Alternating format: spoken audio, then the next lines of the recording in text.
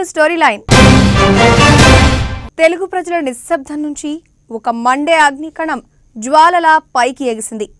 దశాబ్దాలుగా జనం గుండెలో దాగిన ఆవేశం ఆవిరై బయటకు వచ్చింది. అదే సామాన్యుడికి ఒక ఆశగా కొత్త ఊపిరి అందించింది. సామాన్యుడికి అందిన ఆ ఊపిరి పేరే పవన్. ఆ ఊపిరితో జనం చేసుకునే వేడుక పేరే కళ్యాణ్. వ్యవస్థని భ్రష్టు పట్టిస్తూ జనం ప్రాణవాయువుని నోట్ల కట్టల రూపంలో మార్చుకుని రాచరికపు ఆనవాళ్లుని మళ్లీ గుర్తు చేస్తూ అధికార దోపిడీకి పాల్పడుతున్న రాజకీయంపై జనం చేస్తున్న యుద్ధానికి నాయకుడై వచ్చాడు ఓ అభినవ చాణుక్యుడు. పవన్ రాజకీయ ప్రయాణంపై విశ్లేషాత్మక కథనం ఈరోజు స్టోరీ లైన్లో.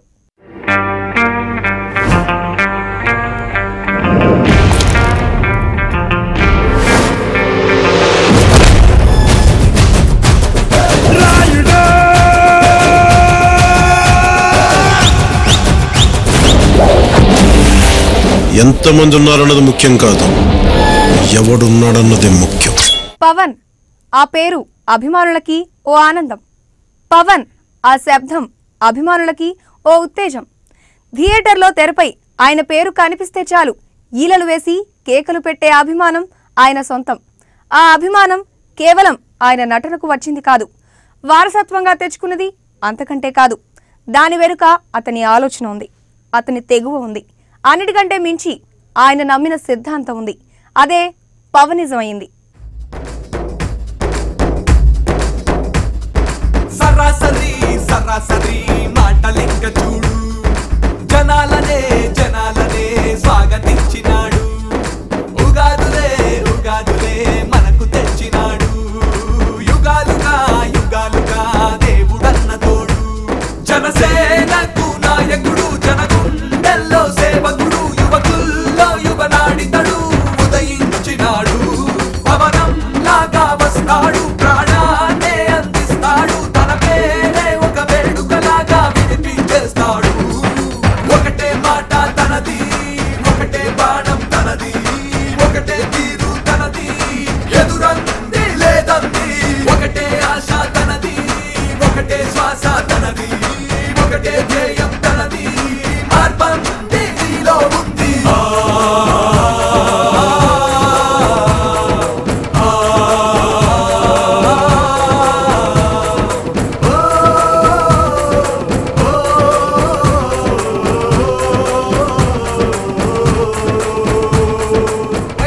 మన సమస్యలు మనమే పరిష్కరించుకోవాలి. అలా చేయాలంటే జనమే ఒక సైన్యంగా మారాలి. ఆ సైన్యాన్ని నడిపించేందుకు తాను సిద్ధంగా ఉన్నా అని ప్రజలకు పరిచయం చేశాడు పవన్. తన వెంట నడిచేందుకు అందరూ సిద్ధం కావాలని ప్రజలకు పిలుపునిచ్చాడు. ఆ పిలుపే ప్రభంజనమై యువతరం తన వెంట నడిచేందుకు సిద్ధమయ్యారు. అప్పుడే రాజకీయ విశ్లేషకులు సైతం పవన్ అభిమాన గణం చూసి 2014 ఎన్నికల్లో పవన్ కళ్యాణ్ ఓ పవర్ సెంటర్గా మారే అవకాశం ఉందని అన్నారు. అయితే పవన్ మాత్రం తాను రాజకీయాల్లోకి వచ్చింది ఎన్నికల్లో పోటీ చేయడానికి కాదని, ప్రజల సమస్యలపై పోరాటం చేయడానికి మాత్రమే అని చెప్పాడు. ఇల్లేమో దూరం, అసలే చీకటి గాఢాంధకారం, చేతిలో దీపం లేదు కానీ గుండెల నిండా ధైర్యం ఉంది. వ్యవస్థని భ్రష్టు పట్టిస్తూ జనం ప్రాణవాయువుని నోట్ల కట్టల రూపంలో మార్చుకొని రాచరికపు ఆనవాళ్లని మళ్లీ గుర్తు చేస్తూ అధికార దోపిడీకి పాల్పడుతున్న రాజకీయంపై జనం చేస్తున్న యుద్ధానికి నాయకుడై వచ్చాడు ఓ అభినవ చాణుక్యుడు.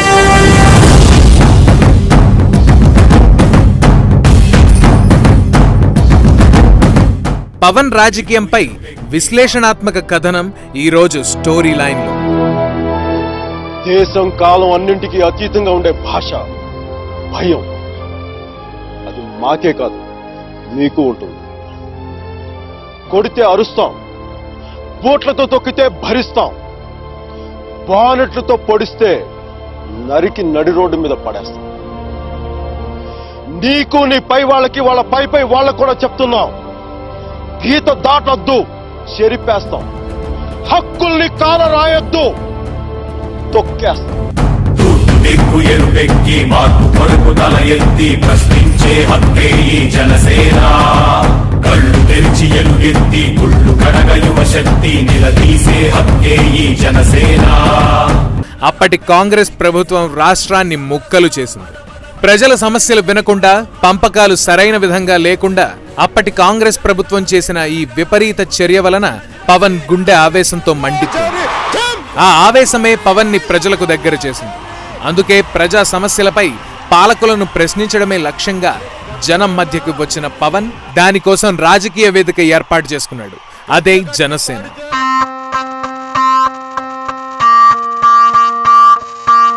ఇల్లేమో దూరం, అసలే చీకటి గాఢాంధకారం,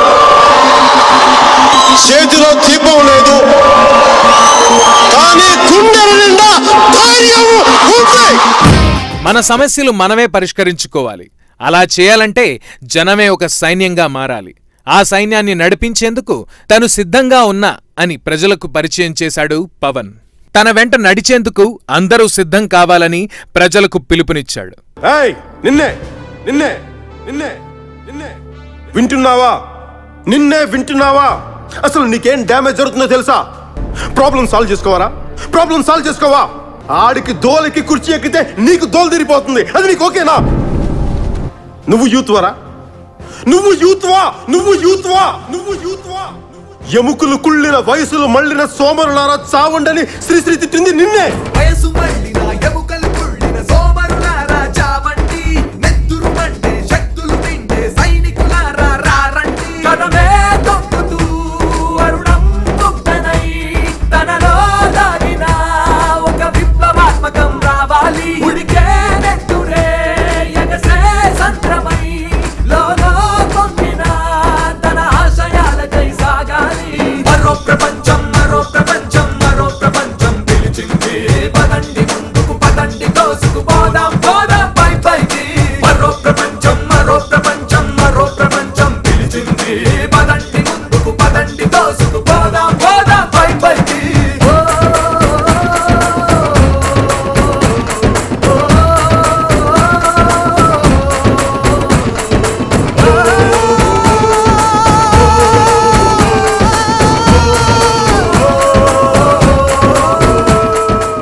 ఆ పిలుపు ప్రభంజనమై యువతరం తన వెంట నడిచేందుకు సిద్ధమయ్యారు. అప్పుడే రాజకీయ విశ్లేషకులు సైతం పవన్ అభిమాన గణం చూసి 2014 ఎన్నికల్లో పవన్ కళ్యాణ్ ఓ పవర్ సెంటర్గా మారే అవకాశం ఉందని అన్నారు. అయితే పవన్ మాత్రం తాను రాజకీయాలకు వచ్చింది ఎన్నికల్లో పోటీ చేయడానికి కాదని, ప్రజల సమస్యలపై పోరాటం చేయడానికి మాత్రమే అని చెప్పాడు. మన దేశంలో 1,00,000 మందిలో ఒకరికి సొంత బంగ్లా ఉంది, 1000 మందిలో ఒకరికి సొంత కారు ఉంది, 100 మందిలో ఒకరికి సొంత కంప్యూటర్ ఉంది. కానీ ప్రతి 10 మందిలో ఇద్దరి దగ్గర తుపాకీ గాని కత్తి గాని ఉంది. అంటే ఇక్కడ మనకి బతికే అవకాశం కంటే చచ్చే సౌకర్యమే ఎక్కువ అని నాకు ఫ్రెండ్ చెప్పాడు. అతను తన దగ్గర కుంఫు నేర్చుకోవడానికి వచ్చిన కుర్రాడికి చెప్పిన మాట నేను ఎప్పటికీ మర్చిపోలేను. యుద్ధంలో గెలవటం అంటే శత్రువుని చంపటం కాదు. ఈ మాట అతను పూర్తి చేస్తేనే బాగుంటుంది. ఈ ఎన్నికల్లో పోటీ చేస్తానా లేదా అన్నది నిజంగా నాకు తెలియదు, ఎందుకంటే నాకు నిజంగా కోరిక కూడా లేదు. నా ఉద్దేశం సుభాష్ చంద్రబోస్, భగత్ సింగ్, చంద్రశేఖర్ ఆజాద్, రాజ్గురు వీళ్ళు ఎప్పుడు పార్లమెంట్కి వెళ్ళారు? వాళ్ళు ఎప్పుడు వెళ్ళా? పార్లమెంట్ అనేది ఒక సాధనమే, రాజకీయంలో మార్పుకి అది ఒక దాంట్లో ఒక చిన్న ఇది ఆయుధం. నాకు 1000 కోట్లు సంపాదించుకోవడానికి రాలేదు, అలాగే పత్రికలు ఎస్టాబ్లిష్ చేయడానికి రాలేదు, టీవీల మీద పెట్టడానికి రాలేదు. నాకు ఆ కోరిక లేదు. నాకు కావాల్సిందల్లా నాకు ఎవరితో శత్రుత్వం లేదు. అలాగని చెప్పి ప్రజాధనాన్ని కానీ ఎవరైనా దోచేస్తుంటే మటుకు నేను మటుకు ఊరుకోను. నేను ఎందుకు ఇప్పుడు అందరికీ అనిపించవచ్చు నేను ఎందుకు ఇప్పుడు రాజకీయాల్లోకి వచ్చానని. దానికి కారణం 2 ప్రాంతాలు విడిపోయినాయి. ఇప్పుడు చాలా మంది గద్దలు రాబందులు అన్నీ తిరుగుతున్నాయి. మా ఇక్కడ స్థలం బాగుంది వేసే జాగా పడ్డాయి అక్కడ వేసే, మళ్ళీ అసమానత వస్తాయి. ఆంధ్రప్రదేశ్ రాష్ట్రానికి ప్రత్యేక హోదా వస్తే ఆర్థిక లోటులో ఉన్న రాష్ట్రం కుదుట పడుతుందని, అది ఇచ్చేందుకు సిద్ధం అన్న బీజేపీ ప్రభుత్వానికి కేంద్రంలో మద్దతు ఇచ్చాడు. అలాగే పూర్తిగా దెబ్బతిన్న రాష్ట్రానికి అనుభవం ఉన్న నాయకుడు అవసరమని టీడీపీకి మద్దతు ఇచ్చాడు. బీజేపీ టీడీపీ కూటమిని అధికారంలోకి తీసుకురావడం కోసం వారి తరపున ఎన్నికల రణరంగంలో ప్రచారానికి వెళ్లాడు. అనుకున్నట్లుగానే టీడీపీ బీజేపీ కూటమి రాష్ట్రంలో గెలుపొంది ప్రభుత్వాన్ని ఏర్పాటు చేసింది. రాష్ట్రంలో దేశంలో జరుగుతున్న పరిణామాలు నిశితంగా పరిశీలిస్తున్న పవన్ కి నాయకుల తీరు అస్సలు నచ్చలేదు.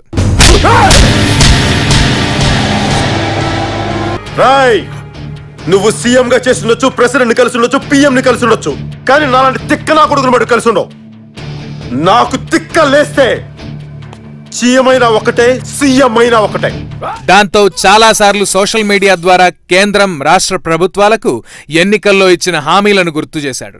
తెలుగుదేశం పార్టీ నాయకులకి నేను నా అన్నయ్యని వదిలి, మా వదిన్ని వదిలి, మా అమ్మని వదిలి, నా అక్క చెల్లెల్ని వదిలి కాదనుకొని నేను తెలుగుదేశం పార్టీకి, భారతీయ జనతా పార్టీకి నేను కొమ్ము కాసాను, భుజం కాసాను, ప్రాణాలు తెగించేలా మీకు అండగా నిలబడ్డాను. మీరు ఈ రోజున మా ఆత్మ గౌరవాన్ని కాపాడుతామని మీరు గద్దెనెక్కి, మీరు ఈ రోజున మేము చెయ్యమంటే నేను ఊరుకోను. ఇక్కడున్న ఒక్క జనసేన సైనికుడు కూడా ఊరుకోడు. ఎందుకు నిధులు ఇవ్వలేదు? ఎందుకు మమ్మల్ని 42 సంవత్సరాల తర్వాత మెడపెట్టి తోసి తిట్టించి మాకు ఎందుకు కడుపు మంట కలిగించారు? ఎందుకు మీకు పౌరుషం లేదా? ఎంపీలారా, ఒంటికి కొంచెం కారం రాసుకొని 2 ముద్దలు కారం తిని పార్లమెంట్ లో పోరాటం చేయండి. అప్పుడన్నా మీకు పౌరుషం ఉంటుందేమో. అయినా రెండు పార్టీలు తాను చెప్పిన సూచనల్ని పెడచెవిన పెట్టడంతో పవన్ కళ్యాణ్ చెప్పినట్టుగానే ప్రజల మధ్యకు వచ్చి కేంద్ర రాష్ట్ర ప్రభుత్వాలకు నేరుగా తన హెచ్చరికను పంపించాడు. ఎన్నికల్లో ఇచ్చిన వాగ్దానాలకి కట్టుబడి ఉండాలని సూచించాడు. దానికోసం తుళ్లూరుని వేదికగా చేసుకుని రాజధాని భూములు, రైతుల సమస్యలపై గళం ఎత్తాడు. దాంతో రాష్ట్ర ప్రభుత్వం జాగ్రత్తపడి అమరావతి భూముల నిర్ణయంపై మరోసారి సమీక్ష చేసి రైతులను ఒప్పించి రాజధాని భూములను సేకరించారు. మరలా కొద్ది రోజుల్లోనే ప్రత్యేక హోదా మీద మాట తప్పిన బీజేపీ ప్రభుత్వ తీరుని ఎండకడుతూ జనం సభలో తన గళం వినిపించాడు. చట్టబద్ధత లేని ప్రత్యేక ప్యాకేజీ వలన ఒరిగేదేదీ లేదని పక్కా సమాచారంతో ప్రజలకు తెలియజేయడంతో పాటు వెంటనే ప్రత్యేక హోదా మీద స్పష్టమైన అభిప్రాయం చెప్పాలని కేంద్రానికి అల్టిమేటం జారీ చేశాడు. దీనిపై వెంటనే స్పందించిన కేంద్ర ప్రభుత్వం చేసిన తప్పుని సవరించుకునే ప్రయత్నం చేసి ప్రత్యేక ప్యాకేజీకి చట్టబద్ధత తీసుకురావడంలో నిమగ్నమైంది. ఇస్తారేమో అనుకుంటే అదిగదిగో ఇచ్చారు 2 లడ్డూలు, చాలా మంచి లడ్డూలు, పాచి కంపు కొట్టే లడ్డూలు 2 ఇచ్చారు. అయినా ఇన్ని కోట్ల మందికి, సీమాంధ్రులకి వాళ్ళు ఇచ్చిన 2 లడ్డూలు ఎక్కడ సరిపోతాయి? మన 25 మంది ఎంపీలకే వాళ్ళే కొట్టుకుంటారు 2 లడ్డూల కోసం. మరి ఏం చేయాలి? తెలుగుదేశం ప్రభుత్వం, తెలుగుదేశం నాయకులు, వారి మీద నాకు గౌరవం ఉంది, గౌరవం తగ్గలేదు. నాకు ఏ పార్టీ నాయకులతో కానీ వ్యక్తిగతంగా విభేదాలు లేవు, నేను అందరినీ గౌరవిస్తాను. కానీ ప్రజా సమస్యలకు వచ్చేటప్పటికే నేను వారితో విభేదిస్తాను, కానీ వ్యక్తిగతంగా నాకు వారంటే గౌరవమే. ఇప్పుడు తెలుగుదేశం ప్రభుత్వం ఆ పాచిపోయిన 2 లడ్డూలని తీసుకుంటుందా, తీసుకోదా అన్నదే మన ముందున్న ప్రశ్న. జాతీయ పార్టీలకి ఎవరైనా సరే ప్రజా సమస్యల్ని అవకాశవాదంతో వాడుకుంటున్న వాళ్ళకి నేను చెప్పేది ఒకటే, కాకినాడ నుంచి దేశం మొత్తానికి చెప్తున్నాను, మీరు సమస్యల్ని పరిష్కరించకపోయినా పర్వాలేదు, కానీ ప్రజల కొత్త సమస్యలు సృష్టించకండి. ఉన్న సమస్యలు చాలు, నిరుద్యోగం చాలు, దారిద్ర్యం చాలు, సాగునీటి సమస్యలు చాలు, మళ్ళీ తెలుగు ప్రజల మధ్యలోనే చిచ్చు పెట్టే ఇలాంటి దరిద్రపు రాజకీయాలను దయచేసి మీరు ఆపండి. తరువాత శ్రీకాకుళం జిల్లాలో తరాలుగా వేధిస్తున్న కిడ్నీ సమస్యలపై స్పందించడంతో పాటు అక్కడ పర్యటించి ప్రజల సమస్యల్ని అడిగి తెలుసుకున్నారు. ఉద్దానంలో కిడ్నీ బాధితులకి మెరుగైన వైద్యం అందించి సమస్యకి శాశ్వత పరిష్కారం తీసుకురావాలని, దీనికి 48 గంటల సమయం ఇస్తున్నట్లు ప్రభుత్వానికి గట్టి హెచ్చరికలు పంపించారు. అలాగే ఈరోజు రాష్ట్ర ప్రభుత్వాన్ని నేను కోరుకునేది ఒకటే, జనసేన పార్టీ తరఫున నేను ఒక ప్రత్యేకమైన కమిటీ వేస్తున్నాను. దీన్ని ఎట్లా ముందుకు తీసుకెళ్ళాలి, ఈ సమస్యలకి పరిష్కారం ఎలా చేయాలి అని చెప్పి మేము వాళ్ళ తరఫున పనిచేసి రాష్ట్ర ప్రభుత్వానికి నేనే స్వయంగా తీసుకెళ్లి ఉద్దాన సమస్యని ముఖ్యమంత్రి గారికి, కాకపోతే ఇది నాకు చేయడానికి ముఖ్యమంత్రి గారి దృష్టికి తీసుకెళ్ళడానికి నెక్స్ట్ ఒక ఇన్ని రోజులు పడుతుందంటారు మీకు ఒక సమగ్ర రిపోర్ట్ ఇవ్వడానికి. ఒక 15 రోజుల్లో రిపోర్ట్ మా చేతికి వచ్చిన తర్వాత నేనే స్వయంగా ముఖ్యమంత్రి గారి దగ్గరికి, అలాగే ప్రజాప్రతినిధుల దగ్గరికి నేనే స్వయంగా తీసుకెళ్తానని మీకు సభాముఖంగా తెలియజేసుకున్నాను. వచ్చే 48 గంటల్లో ఈ కిడ్నీ వ్యాధి వల్ల అనాథలైపోయిన పిల్లలకి ప్రభుత్వం ఏదో ఒక రకమైన సహాయం చేయవలసింది కదా, ఆర్థికంగానా లేదంటే మీరు వాళ్ళని దత్తత తీసుకొని, ప్రభుత్వాలు దత్తత తీసుకొని వారికి ఏ విధంగా మీరు అండగా ఉంటారు, ఈ రెండు మీరు చేయాల్సిన అవసరం. అలాగే రాష్ట్ర ప్రభుత్వం మీ మంత్రివర్గం నుంచి ఒక కమిటీ లాగా వేసి ఈ ఉద్దాన సమస్యని గుర్తించి ముఖ్యంగా ఇక్కడ జబ్బును పడ్డ వ్యక్తులకి మీరు ఆర్థికంగా, అలాగే ఏ విధమైన మీరు మెడికల్ గా ఎట్లా ఆదుకుంటారో ఇవన్నీ మీరు కమిటీ వేసి మాకు నెక్స్ట్ 48 గంటల్లో ప్రజలకు వివరించాల్సిందిగా నేను కోరుకుంటున్నాను. కేంద్ర రాష్ట్ర ప్రభుత్వాలు వెంటనే ఉద్దానం సమస్యపై సీరియస్ యాక్షన్ తీసుకోవడంలో, సమస్య మూలాలు తెలుసుకోవడానికి పరిశోధనలు విస్తృతం చేయడం మొదలుపెట్టాయి. ఇదే క్రమంలో పవన్ కళ్యాణ్ వచ్చి స్పందించాక ఎప్పటినుంచో ఉన్న సమస్యకి ఇప్పుడు పరిష్కారం వెతికే పనిలో ప్రభుత్వం పూర్తిగా నిమగ్నమైందని ఉద్దానం ప్రజలు చెప్పుకోవడం వినిపిస్తోంది. 3వ నెల నుంచి కష్టం వచ్చిందని చాలా బాధలు పడిపోతున్నాను. కాళ్ళు చేతులు ఆపొచ్చేసింది. భూమిని త్రావును 20 చెట్లు భూమి అమ్మేసాను, 2 తులాలు బంగారం అమ్మేసాను. చిన్న పిల్లలు తినడానికి చాలా అవస్థ అయిపోతాను. నేను 4 నెలలు అవుతుంది. మా ఆయన మరి పని కూడా వెళ్ళడం లేదు, కూలి చేసుకొని బతికిన వాళ్ళు. నా హృదయపూర్వక నమస్కారం చేస్తాం. మా యాద పట్టించి వాళ్ళే తల్లి తండ్రి తోడి నీడ సర్వమతన అనుకుంటామనేసి అందరం కూడా వచ్చి ఇక్కడ కూర్చోన్నాము. అతనికి కోటేలు జేగుర్లు పెట్టుకుంటున్నాం. అలాగే గోదావరి జిల్లాలో మత్స్యకారుల సమస్యలపై, చేనేత కళాకారుల సమస్యలపై, అగ్రిగోల్డ్ బాధితుల సమస్యలపై బీజేపీ ఎంపీ చేసిన జాతి వివక్ష వ్యాఖ్యలపై ఓవైపు సోషల్ మీడియాలో, మరోవైపు జన ప్రసార మాధ్యమాల ద్వారా జనం మధ్యకు వచ్చి కేంద్ర రాష్ట్ర ప్రభుత్వాల్ని ప్రశ్నిస్తూనే ఉన్నారు. నేను ప్రతిసారి చెప్తాను, చట్టం బలహీనులకి బలంగా, బలవంతులకి చాలా బలహీనంగా పనిచేస్తున్నది ఈ అగ్రిగోల్డ్ కేసు మనం చూడొచ్చు. ఎందుకు చెప్తానంటే ఈ మాట, మొదటి కొద్ది రోజుల్లోనే కొన్ని 100 చెక్కులు బౌన్స్ అయినప్పుడు ఆ రోజే కానీ ఆపుండి ఉంటే ఈ పరిస్థితి ఇక్కడ దాకా తీసుకొచ్చి ఉండేది కాదు. స్టోరీ లైన్ లో షార్ట్ బ్రేక్ తీసుకుందాం.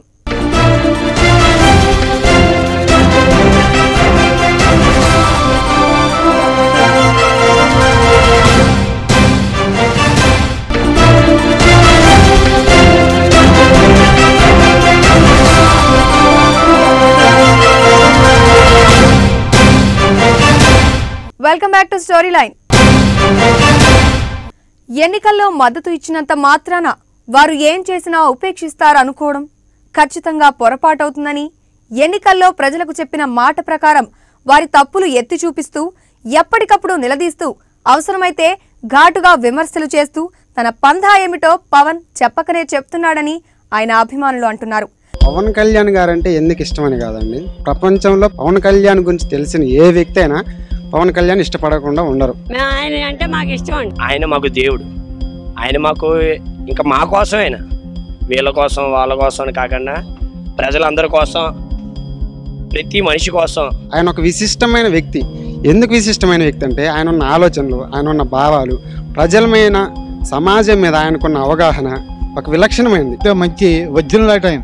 వజ్రం అంటే ఎట్టి పరిస్థితుల్లో కట్ అవ్వదు, చాలా స్ట్రాంగ్గా ఉంటుంది.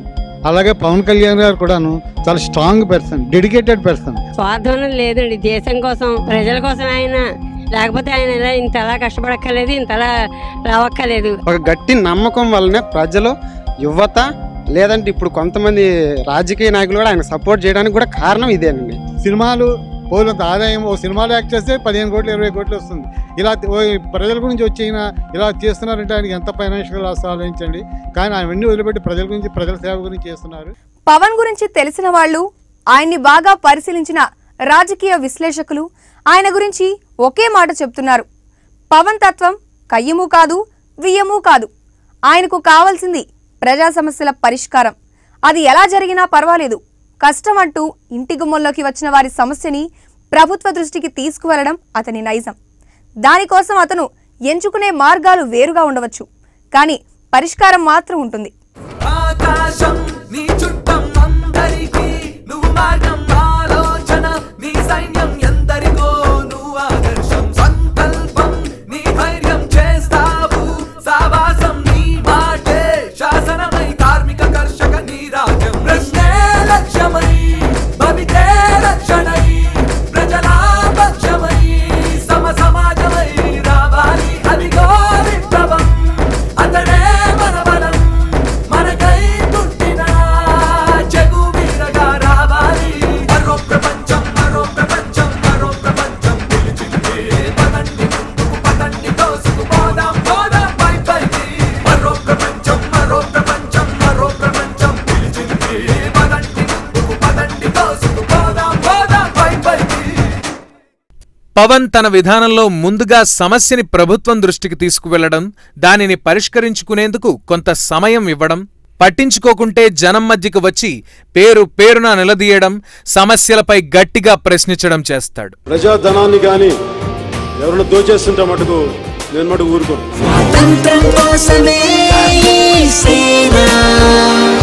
అమ్మాయి అంది ఒకటే ఉంది, అన్నయ్య ఇంక ఏ ఆడపిల్లకి ఇలా జరగలేవు కూడా చూడన్నయ్య. స్వాతంత్రం కోసమే సేనా, సామాన్యుడి ధైర్యమే సేనా.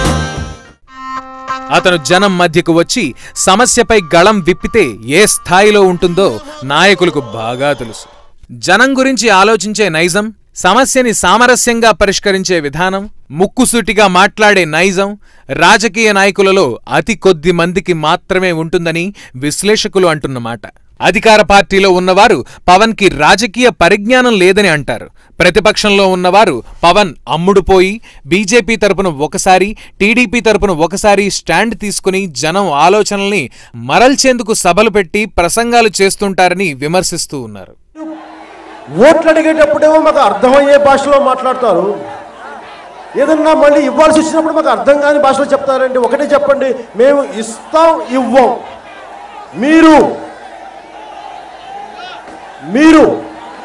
ఇవ్వం అని చెప్తే, మీరు ఇవ్వమని చెప్తే మేమేం చేయాలో చేస్తాం. అలాగే మీరు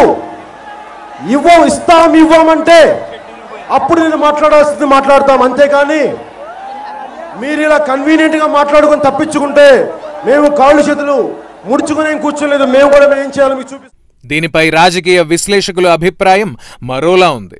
రాజకీయాల్లో విమర్శలు సహజమే. అయితే పవన్లో ఏ రాజకీయ పరిణితి చూసి 2014 ఎన్నికల్లో బీజేపీ, టీడీపీ కూటమి తన మద్దతు కోరింది? ఏం తెలుసుకోకుండా మాట్లాడే నైజం పవన్ కి ఉంటే జనం తమ సమస్యలు చెప్పుకోవడానికి పవన్ దగ్గరికే ఎందుకు వస్తున్నారు? పవన్ కి పరిస్థితులపై అవగాహన లేకపోతే ఆయన ప్రశ్నిస్తున్న వెంటనే ఎందుకు అక్కడి ప్రజల్లో క్లారిటీ ఇచ్చే ప్రయత్నం చేయడం లేదు? వీటికి టీడీపీ, బీజేపీ పార్టీ నాయకులు ఖచ్చితంగా సమాధానం చెప్పాలి అని విశ్లేషకులు అడుగుతున్నారు. పవన్ అధికార బీజేపీ, టీడీపీ తొత్తుగా మారిపోయినా, అమ్ముడుపోయినా ఆ విషయం జనంకి తెలియకుండానే తమ సమస్యలు చెప్పుకోవడానికి వస్తున్నారా? ప్రభుత్వానికి లబ్ధి చేకూర్చడానికి ప్రయత్నిస్తే జనసభల్లో అధికార పార్టీ నాయకుల మీద ఘాటుగా విమర్శలు చేయాల్సిన అవసరం పవన్కే ఉంది? ప్రశ్నిస్తా అని పార్టీ పెట్టి పవన్ ప్రశ్నించడం మానేశాడని అంటే మరి 3 ఏళ్లుగా 7 సార్లు జనం మధ్యకి వచ్చి ఆయన ప్రశ్నించిన విషయాలు వినిపించలేదా? సోషల్ మీడియా ద్వారా ఎప్పటికప్పుడు సొసైటీలో జరుగుతున్న సమస్యల మీద ప్రశ్నించడం కనిపించడం లేదా? వీటికి ప్రతిపక్షాలు ఏం సమాధానం చెబుతాయో చూడాలని రాజకీయ విశ్లేషకులు, అభిమానులు అడుగుతున్న మాట. ఏది ఏమైనా తన రాజకీయ ప్రయాణంలో పార్టీ పెట్టినప్పుడు పవన్ ఏ సిద్ధాంతంతో జనం మధ్యకి వచ్చాడో ఇప్పటికీ అదే సిద్ధాంతంపై నిలబడి ప్రజల తరపున పోరాటం చేస్తున్నాడనేది పవన్ గురించి తెలిసిన వారి నోటి నుంచి వినిపిస్తున్న మాట.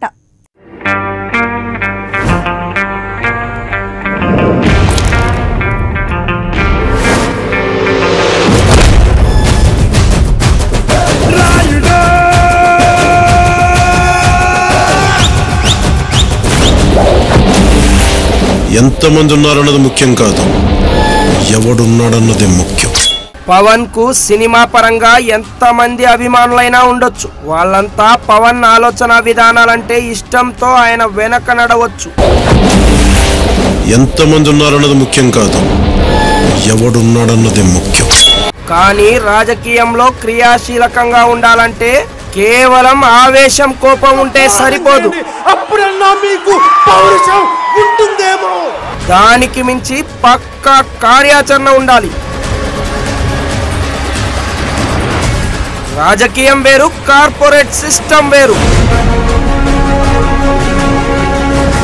కానీ పవన్ జనసేన పార్టీని కూడా కార్పొరేట్ కంపెనీలా నడిపించడంపై చాలా వరకు విమర్శలు వ్యక్తమవుతున్నాయి. 2019 ఎన్నికల్లో పవన్ తెలుగుదేశంతో కలిసి పోటీ చేస్తాడన్న అయ్యన్న పాత్రుడి మాటల్లో ఆంతర్యం ఏమిటి? రోజు మీద నాకు అర్థం కదండి. మీరు వెళ్ళి ప్రధానమంత్రి గారితో మాట్లాడిన తర్వాత అప్పటికే జరగకపోతుంది ధర్నా చేస్తే అర్థం ఉంది. అంటే పవన్ కళ్యాణ్ గారికి నేను ఇచ్చే సూచన ఏంటంటే యాజ్ ఏ ఎల్డర్గా నేను బిగ్వాడ చూసినప్పుడు నేను చెప్పడానికి, కానీ యాజ్ ఏ ఎల్డర్గా నేను చెప్తున్నాను, ఒకసారి ప్రధానమంత్రి కలండి, ఈ ఆలోచన విధానం చెప్పండి. పవన్ కేవలం సోషల్ మీడియాలో ట్వీట్ చేస్తే సమస్యలు పరిష్కారం అయిపోతాయా? జనసభల్లో పవన్ ప్రస్తావించిన సమస్యలు ఎంత మేరకు పరిష్కారం అయ్యాయి? వాటిపై పవన్ చెప్పే సమాధానం ఏమిటి? ఉత్తరాది దక్షిణాది అంటూ పవన్ వేరు చేసి ప్రాంతీయవాదం రెచ్చగొడుతున్నారన్న కేంద్ర మంత్రులు చేస్తున్న విమర్శలపై పవన్ మాటేంటి? పవన్ కు రాజకీయ పరిజ్ఞానం ఉంటే పూర్తి స్థాయిలో ప్రజల కోసం ప్రత్యక్ష పోరాటం చేయకుండా అప్పుడప్పుడు కేవలం చుట్టపు చూపుగా వచ్చి మాట్లాడతాడా అని ప్రతిపక్షాలు చేస్తున్న విమర్శలపై పవన్ ఎందుకు స్పందించడం లేదు? పవన్ 2019 ఎన్నికల్లో పోటీ చేసేది స్వపక్షంతోనా, విపక్షంతోనా, లేదా స్వయం పక్షంతోనా?